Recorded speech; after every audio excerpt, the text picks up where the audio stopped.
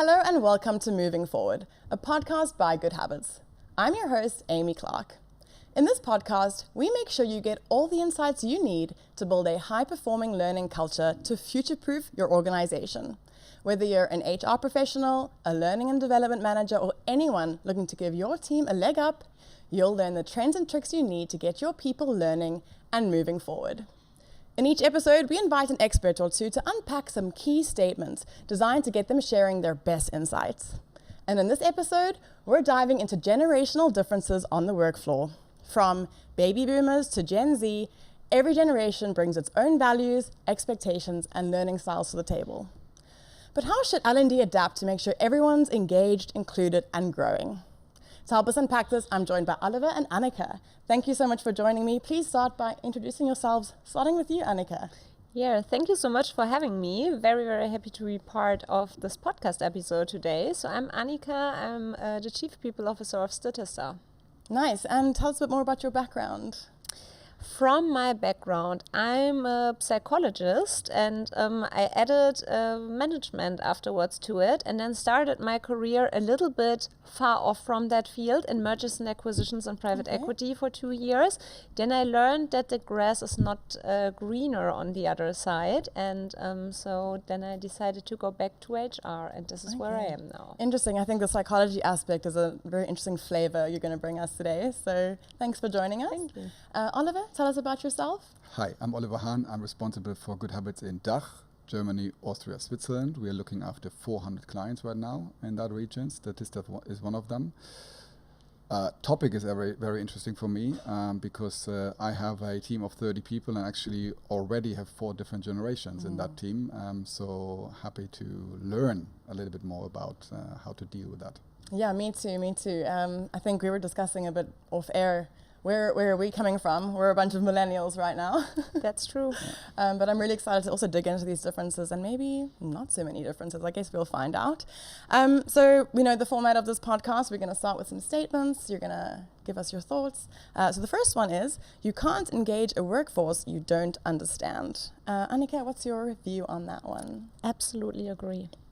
So absolutely agree with that statement, and I think it's not just about generational differences, but if you really want to engage a workforce, you need to understand their purpose, what drives them, what their motivation, their problems. So you really need to listen. You need to do the math behind it. So you need to look into surveys, for example, and you really need a genuine understanding of your workforce, because otherwise you will not make it to tailored engagement. And how do you go about trying to understand people without going too much into like stereotypes? Because as soon as we talk about generations, I think that's the first thing that comes up. So I think it's sad that there are so many stereotypes within generations, and that there's so many labels put on people just because they belong to one generation. So I think we just said that we all 3 are millennials, but if we would really pin it down, so most likely every one of the 3 of us has very different interests. Perhaps we all share at least one common purpose, otherwise we wouldn't sit at this table together. Nevertheless, there will be so many differences, and if you would tell us like, hey, you're all 3 millennials, you're all the same, then we would be like, no, what are you talking about? Yeah, that's true.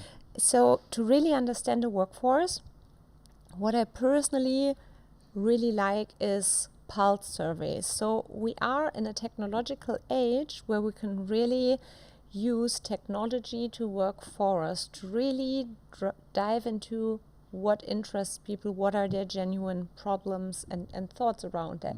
And I think that helps to somehow put numbers behind a gut feeling, to really undermine also your assumptions and plans with some facts and data, which makes it easier for you then to look into what to do next. I like that, really testing assumptions on that one.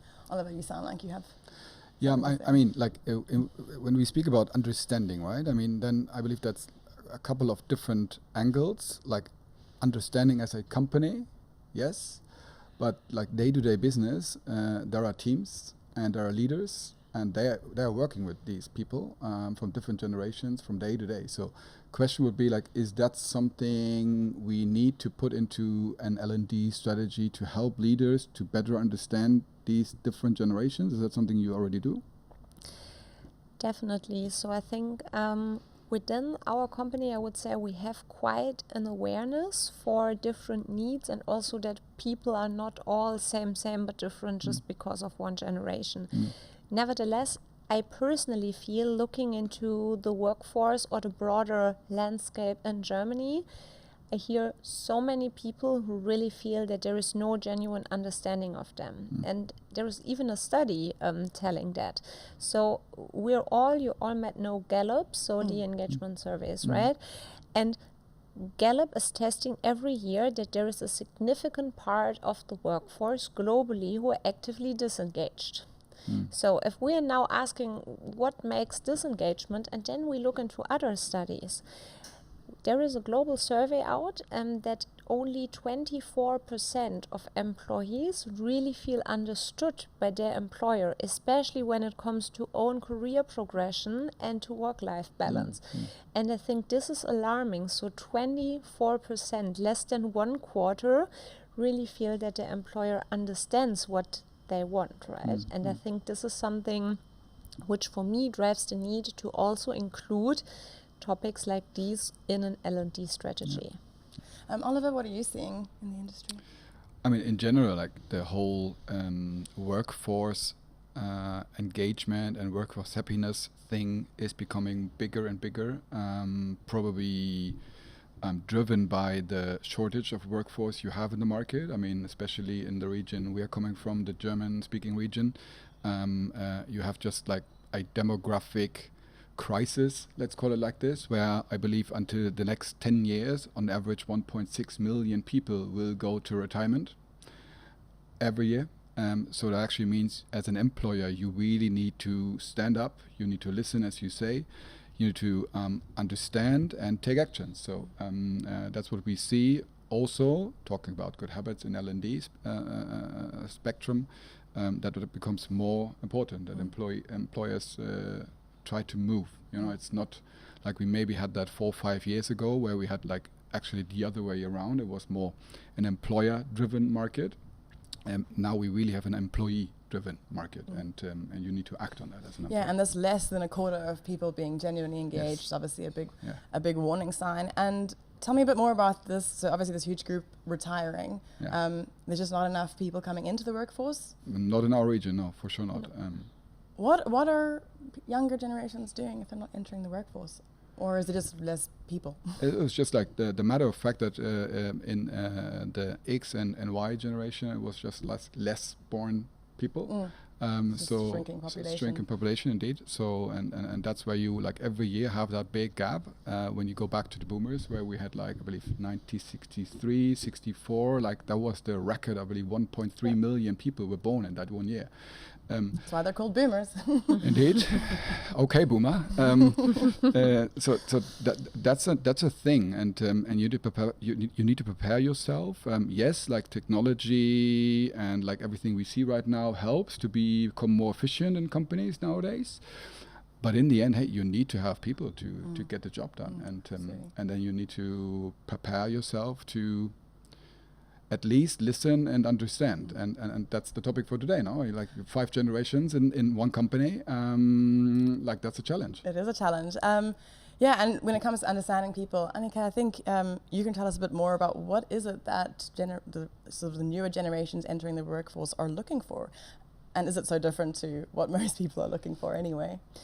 So I personally always grinning about the part that someone's like, yeah, that young generations entering the workforce and they are looking for absolute completely different parts. I think in some ways they do, but I think the general needs that people have are not that differing from each other. And there is another study where we saw what are the top 3 most important points by generation.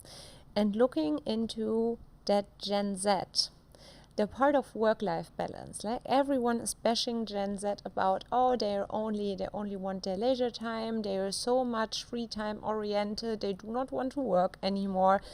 I'm like, that's simply not true. So the work-life balance part comes third. So yes, it's on top of their mind, but I would also say that other generations would not mind a good work-life balance. So nothing to bash about that. Number 1 and 2 in that study are number 1, a fair and solid payment, not too fancy also, I would say, but like a general need that person has entering a working market, right?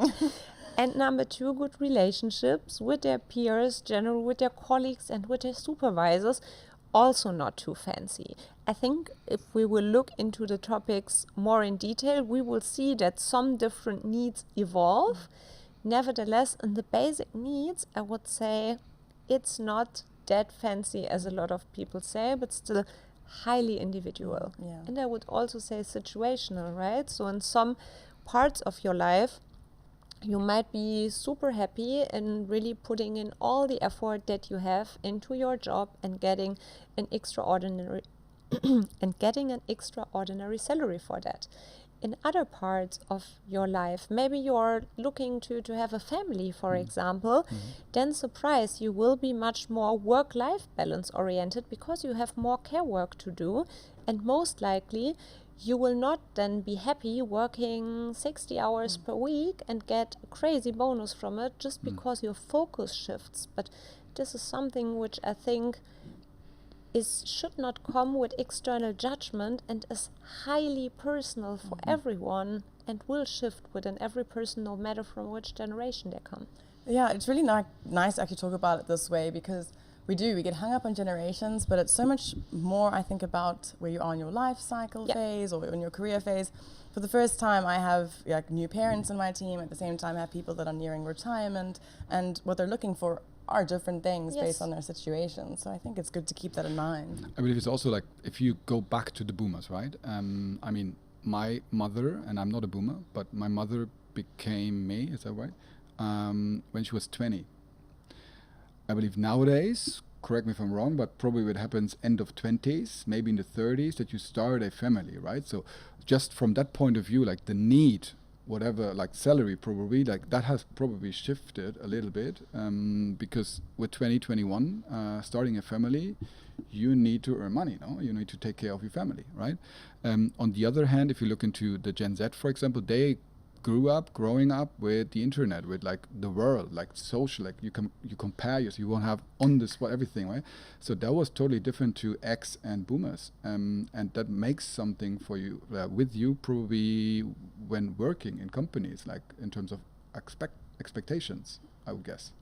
Yeah, expectations is a good point. I mean, we do compare ourselves a lot of the time, and I think it becomes more visible when you're in that connected age group. But I mean, again, it's technology just completely changing the game for us. Changing. We're going to move on to our next statement now. We've talked a lot about generations and the workforce in general. It's time to bring it into learning and development. So the statement is, one size doesn't fit all when it comes to L&D. And I think, I'm curious to hear your perspectives. If we say generations aren't that different, they want the same things, but how does that actually impact their learning experiences? Can you tell us, Annika? Absolutely. Also agree with that statement. And I do not have all the specific numbers in my head now, but I can tell you some trends that we're seeing that also, like Oliver said, are born in the way, how did you grow up? So which things are normal for you?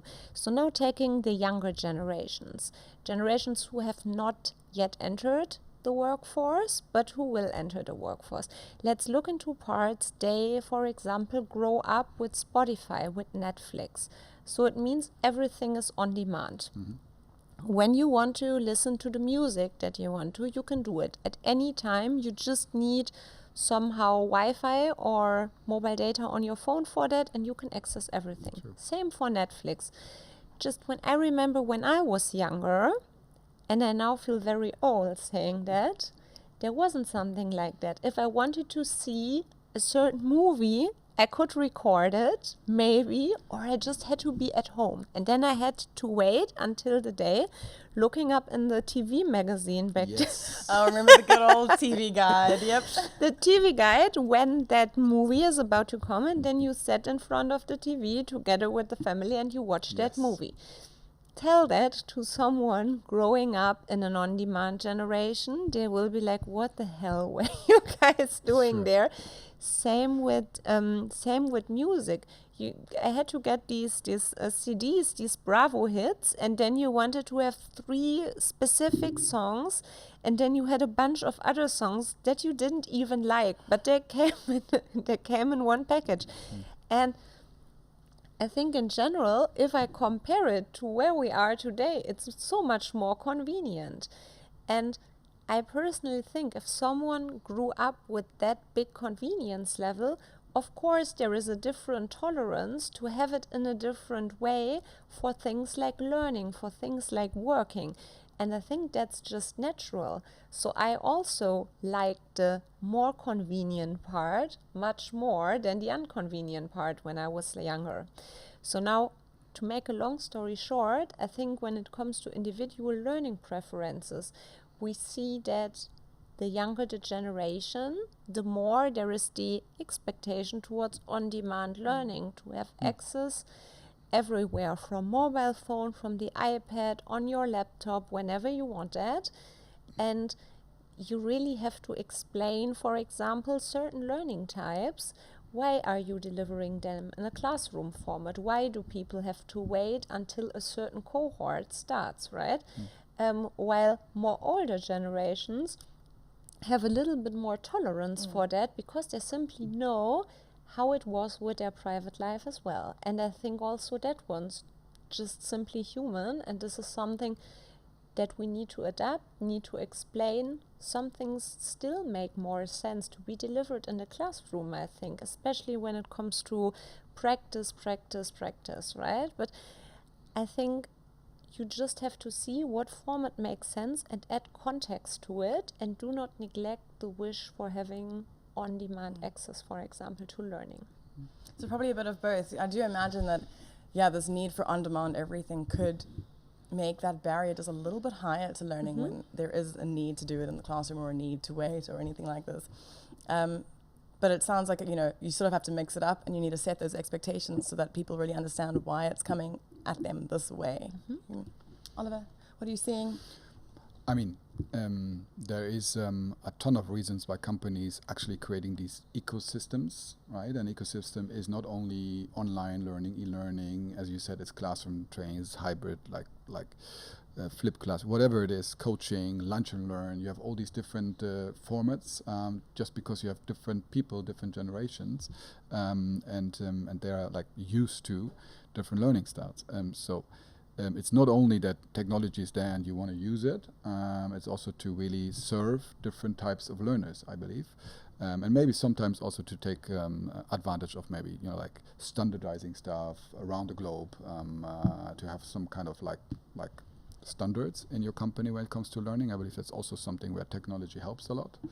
But in the end, as we said, most of the companies probably have these 5 generations. You need to serve them in a way. Is a good example from one of our clients. It's a bank where they actually have this big generation gap between these boomers, 50, 60 years old, and the younger generation coming into the company in an environment of a bank. So they created these learning paths next to each other for these 2, let's call it generations, right? But on certain topics, there is a bridge between these 2 paths where they meet actually, and then they learn together. But then they go back to their paths and learning in their peer group, but coming back together on certain topics all the time. So that was a kind of a smart concept. I think it's great. It also brings to mind mentorship. I mean, it's a 2-way street. I think it's something that's generally underutilized. I don't know, what's your experience with mentorship? Do you have a program like that, or? We have a program like that at Statista, but I'm a big fan of mentorship, and I'm also a big fan when it comes to reverse mentorship. So what I do, I have one mentee, for example, an external mentee. She's in the beginning of her 20s. Also HR, TikTok influencer, everything. I don't even have ever used TikTok, but it's just so cool to exchange 1 hour per month virtually or when we're in the same city to have a coffee. She can ask her questions on career progression in HR to me, and I can give her some wise advice. I can give her some wise advice to that. And she always challenges me on some assumptions that I'm having on. I'm not free of that. Sometimes just blaming the younger generation of something where I'm like, why do they watch TikTok? It's so bad for the attention span. Yeah, right. And my parents might ask themselves, why am I on Instagram, for example, right? So everyone has their own topics. And I'm a big fan of that. Also tend to be challenged in a casual format and to just expand the horizon. And I think large companies with a huge, in large companies with a very diverse workforce in terms of age or in terms of any diversity factor, I personally think that mentorship, learning from each other and bringing in new perspectives really is key. Yeah, absolutely. You've touched on something important here, which is attention span. Something that really worries me. I'm also traditionally a journalist in a written format. I really worry that people don't read anymore. It's all videos. But what are you seeing in your own learning and development delivery? Like, do you find that you have to stick more towards videos, or are people engaging with a bit of a mixed format?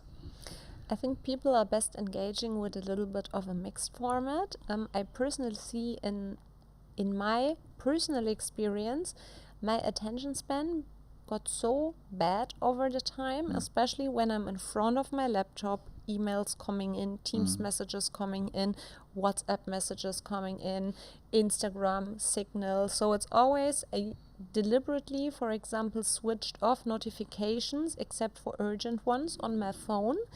And I also have to set sometimes my Teams, for example, on Do Not Disturb.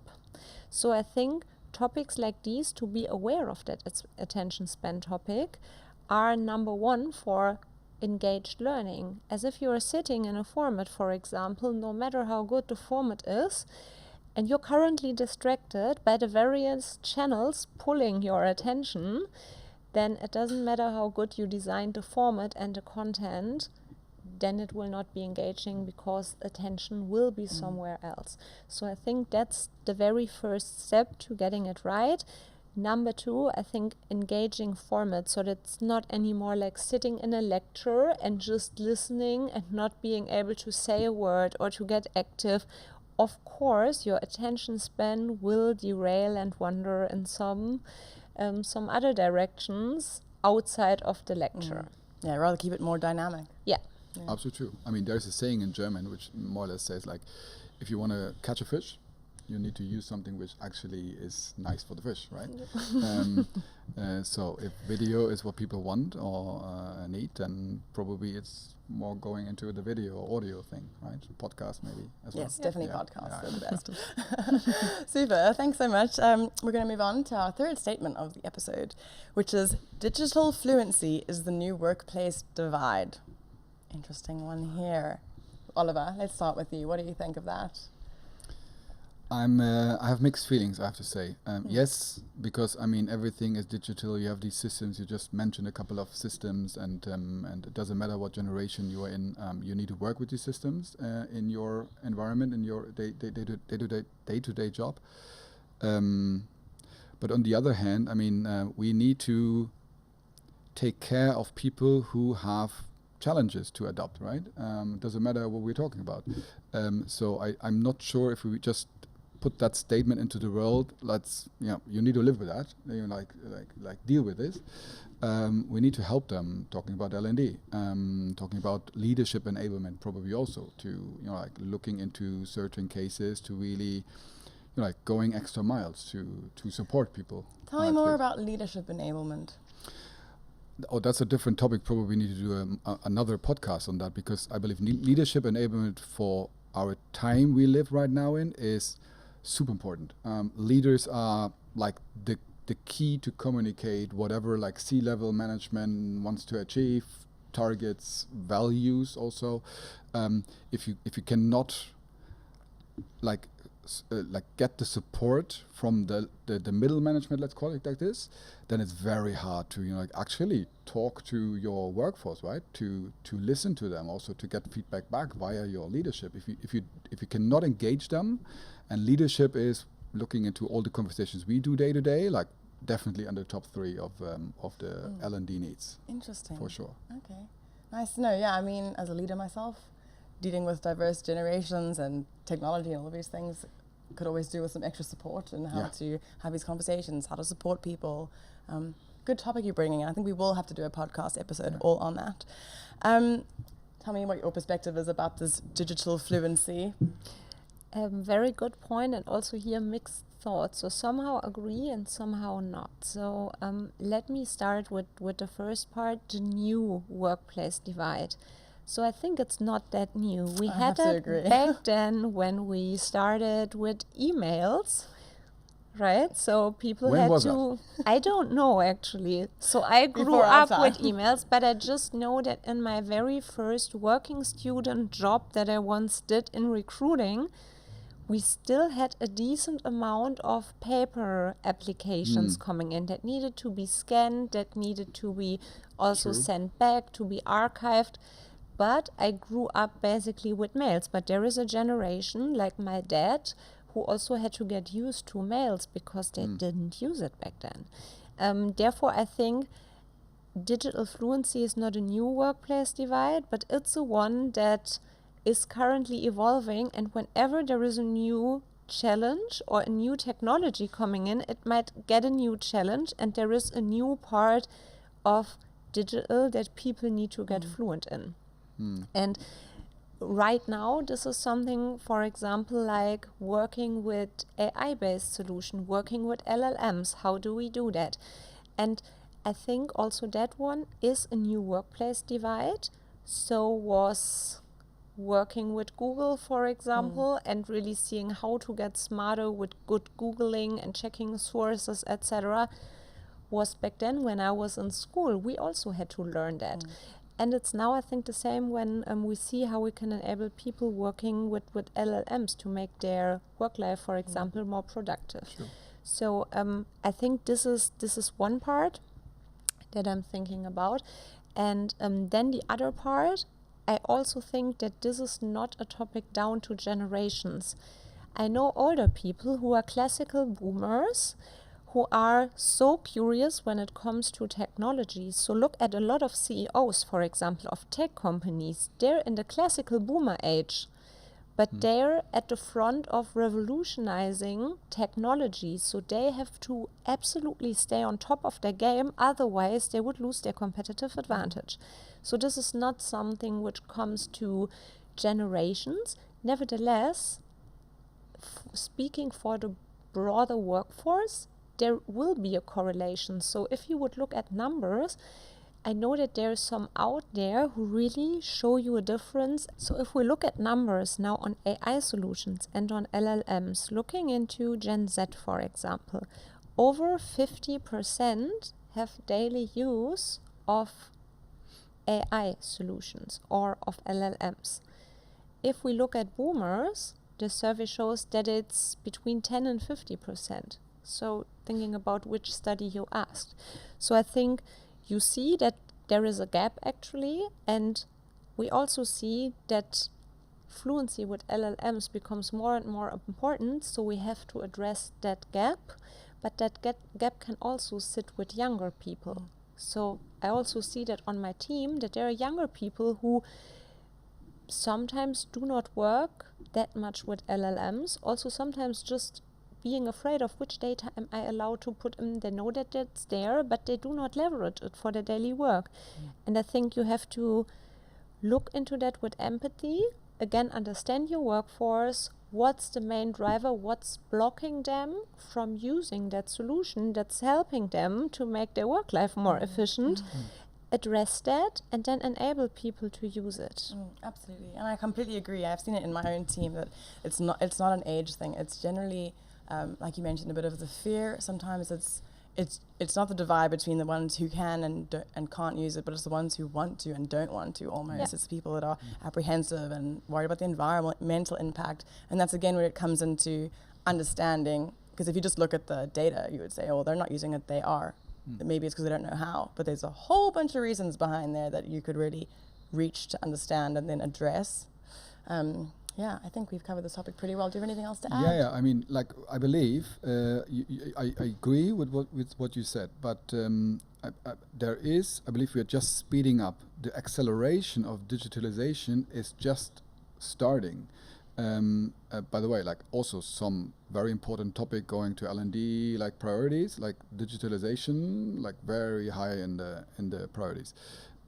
So I believe that's just starting now, and so I said I have mixed feelings with the statement, but maybe looking just ahead of maybe 5 years, there's also a study from the World Economic Forum, like the future of jobs, where they actually say, like, in 2030, 40% of the skills we use will be gone. There will be like exchange with different skills.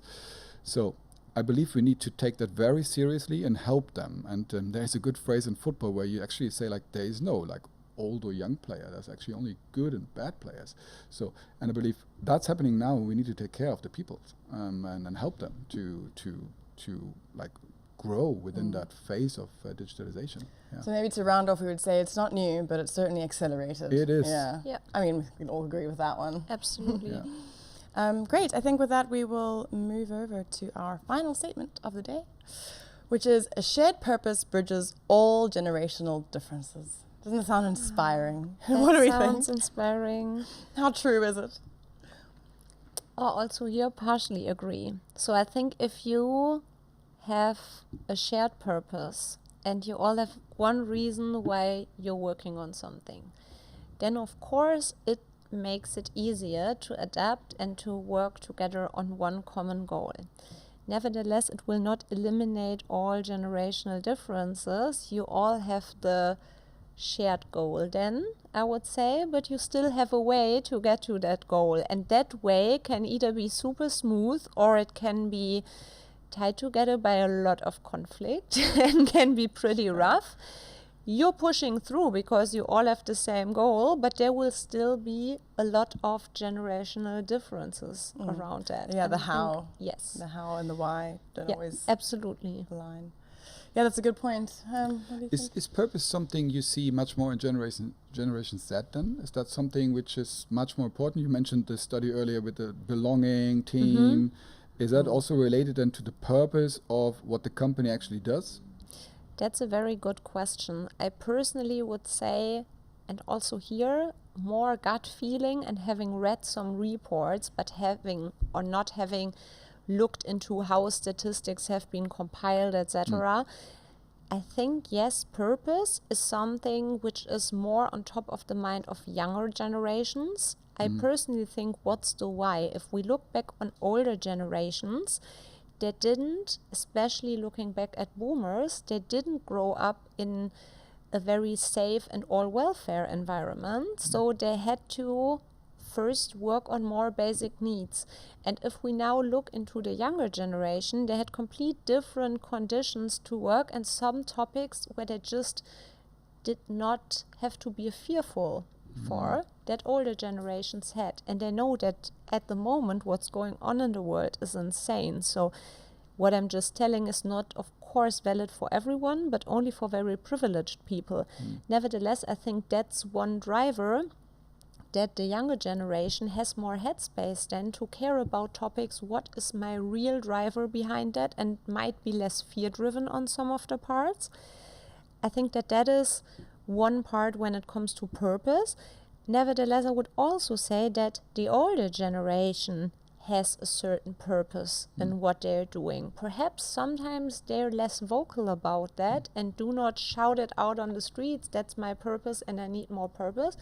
But somehow if you ask the right questions, looking into my team, looking over to my parents, they definitely had a purpose for what they were doing. And so therefore I'm always a little bit hesitant when it comes to, is purpose just a thing of the Gen Z? I personally don't believe so. I have a purpose as well. The two of you might also have a purpose why you're here. No doubt. Oliver? I don't know why, but I was just thinking about an employer branding video I just saw the other day from a defense company, German defense company, employer branding. And it was around a minute, and just guess how many seconds, also already a hint, how many seconds you saw kind of weapons in that employer branding video? I'm guessing none. 2 seconds. Minute video. I mean, on the one hand, you said salary, right? Probably that it is an industry where you probably can earn some money right now. That is growing. But on the other hand, coming back to purpose, we're like living in that like shortage of a workforce.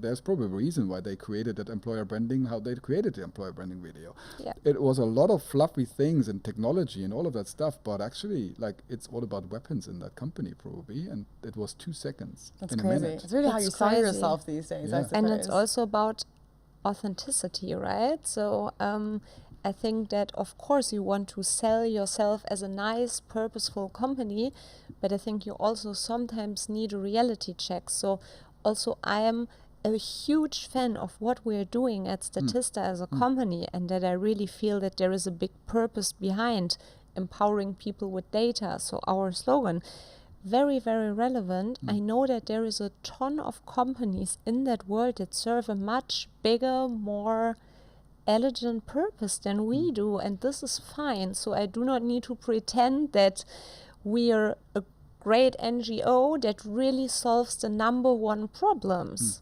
We don't. We solve problems that are very important and where I see a purpose, absolutely, but we somehow need to stay a bit realistic. So therefore, it's interesting that you just have 2 seconds in that employer branding video. Wow. Need to send it to me afterwards. Would love Yeah, to see curious. it. Won't say the name. No, don't do that. I also feel like it could backfire horribly. I mean, if we're talking about uniting people around a purpose, not being super transparent will just potentially create a bigger divide anyway. Let's talk a little bit more about purpose when it comes to your learning and development. So we've talked about how a good purpose can really unify people. What do you do with L&D strategies when it comes to aligning it with your values? Do you have certain trainings or certain approaches that you use to get everyone on the same page? That's a very good one, and I would answer it more broadly than specific with L&D. So at Statista, we rolled out ways of working. So I personally believe that values are a huge construct, also highly individual, and I'm completely fine if there is one extent to which every person has their individual values. But there is one thing that I want people to be aligned on in the workplace, and this is how we get things done. And this is why we introduced the ways of working, and they are kind of our North Star, so they guide us on how things are being done at Statista. One example is we act candidly. So we're not nice, but we're kind. We don't behave like jerks, but we say our opinion coming from the intention to help the other person develop, for example. This is one part of the ways of working. So that helps to guide you through how you do things, how you work on projects, for example, that involve numerous teams throughout the company. So I think this is one part which is very important to have alignment on, especially in times when there is no playbook for how to do things. So we're amidst in a transformation, for example, where with a lot of things, we have extremely intelligent people working on these topics, but there is no one who did that before us, right? So you have to figure it out yourself. You're pioneering at some fronts. And there is no playbook that you can be like, hey, they've been there, they've done that, please take it and please copy.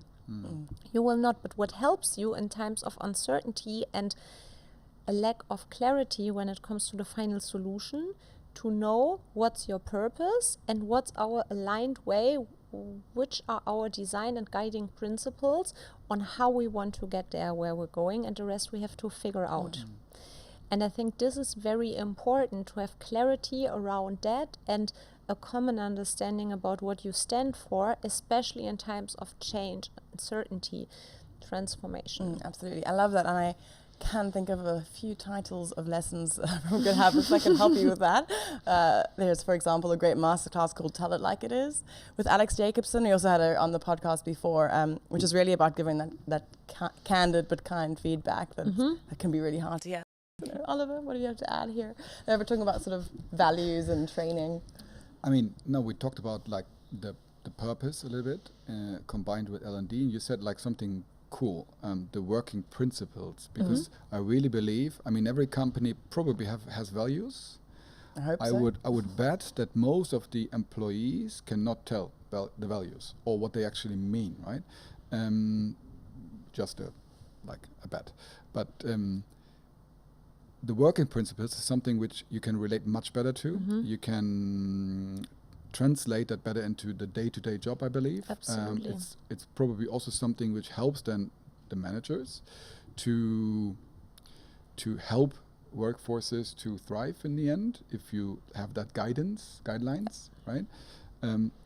Because the values, I'm not sure really. I mean, I believe they are important, but like from my 13 years now in L&D, I strongly believe that values should be lived much stronger or be more present in day to day, because I don't see that. I don't feel that actually. Absolutely. That's the point that you're mentioning, and this also with ways of working. We started to implement them actually last year of December. And we started to implement them not with a big bang. We didn't have a value party. We didn't have a wall tattoo with the values, nothing. And a lot of people were asking back then, but Annika, don't you have anything more important to do than just roll out those fuzzy ways of working? I'm like, wait for next year. What did we do? We aligned our performance process with it, our hiring principles, our recognition, shout-out principles, our learning and development. So these ways of working are essential part of everything that we do as a people team. Still no wall tattoos, still no value party, but I would say everyone at Statista knows our 5 core ways of working and also knows how we define them.